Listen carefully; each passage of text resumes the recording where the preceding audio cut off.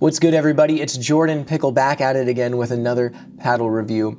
I'm excited to be reviewing a paddle that I've been using roughly the last month. It's not a paddle that would be something I normally use, but we're seemingly entering into a season where I am reviewing a lot of Kevlar offerings and a lot of standard shape offerings. And today we're going to be looking at the Fat Boy by Bread & Butter.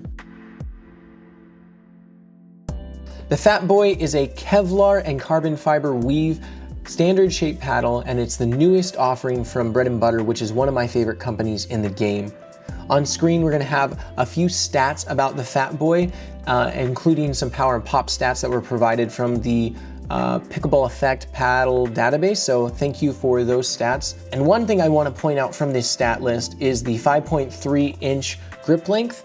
Now, if you're used to an elongated paddle like me, that might seem kind of small and you might struggle to put both hands on the paddle, but if you're used to a standard shape paddle, that might actually seem a little bit large for you. So it's something that I want the viewers of this video to consider before purchasing this paddle. Another thing I want you to consider before we go any farther in this review is just who I am, because paddles are so subjective. So I'm a 3.5-ish player. I usually acclimate towards hybrid or elongated paddles with a little bit of power. So while the Fat Boy is very different for me, it's still a paddle that I really have grown to like. So rather than going through each specific category, I'm going to go over what I liked and what I found a little bit difficult with this paddle, and hopefully we'll cover all the bases along.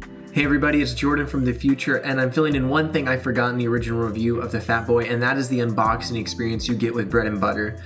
They do a great job of making this a fun process, giving you some really cool stickers, koozies.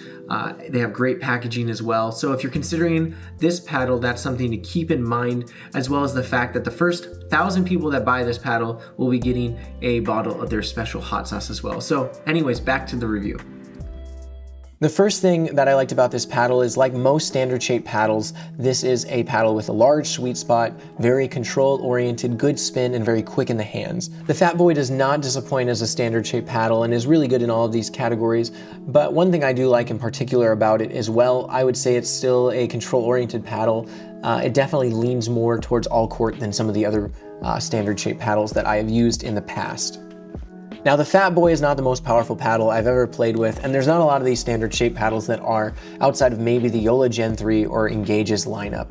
But that being said, it had a lot of pop at the line, which was a big surprise to me and was a really welcome feeling, especially from a paddle that features a Kevlar blend face. Speaking again of that Kevlar blend face, the Kevlar and carbon fiber blend provides really satisfying feedback and is much more plush than a simple carbon fiber would be. I really liked it, and I think that while it's not the plushest paddle I've ever felt, it feels really, really solid. And because of this pop, counters and backhand really felt good, especially at the line. I felt like I could counter things well, I could speed up the ball without it rocketing off the face, but still have a good amount of pace that could keep me in the point. And just to mention again, with the lower swing weight, this really does feel good in the hands. It feels very quick at the line, but doesn't feel overly light. Another great feature of this paddle is the sweet spot. It is massive and it feels really nice. I did add lead just to remove some vibrations, but out of the box you will not be disappointed. Overall, I think this is a really nice feeling package for a paddle to have, and it has really good interaction with the ball off of that Kevlar and carbon fiber face.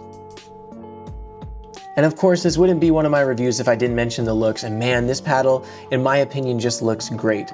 It is bold, it is brash, it is in your face, and you will get asked what paddle this is almost every time you play with it. But man, I think that Bread & Butter knocked it out of the park when it comes to the looks of this paddle. So those are some of the things I really liked about the paddle. It's definitely a more control-oriented paddle that maybe leans all court. It has good pop at the line. It's good as far as speed in the hands goes, and it has a really satisfying feeling in my opinion. I was really impressed with how it felt and didn't realize how much I enjoyed playing with a control paddle that had predictable shots that could still put the ball away when needed. Now, I did let a couple other players play with it very briefly and give their initial thoughts on the paddle. Their ratings ranged from about 3.75 to 4.0, and this is some of the feedback they had about it. There was a lot of people that liked the paddle quite a bit like I did, but there was some concerns about the handle length and the feeling off of the face. For some that had come from other standard shaped paddles, the handle being 5.3 inches was a little bit long for them. And since Kevlar is quite a bit softer than carbon fiber, it was a little plush for some. Now, another thing that I would say is a small complaint is that there is some loose glue that kind of rattles in my paddle, similar to my experience with the Shogun. This doesn't mean that the paddle is broken, but it does annoy me just a little bit to have kind of a maraca sounding paddle when I'm playing. And the last thing to consider is obviously the value of this paddle. It starts at $189. I believe it's $165 if you use the code JordanPlayspickle. There's my shameless plug for the episode, but we'll keep moving. Is this a good value? Now, I won't say that this is the best deal on the market, but the reality is some of the best paddles aren't. But if you're looking for a great control paddle that gives you some extra pop to finish points, this is well worth the price.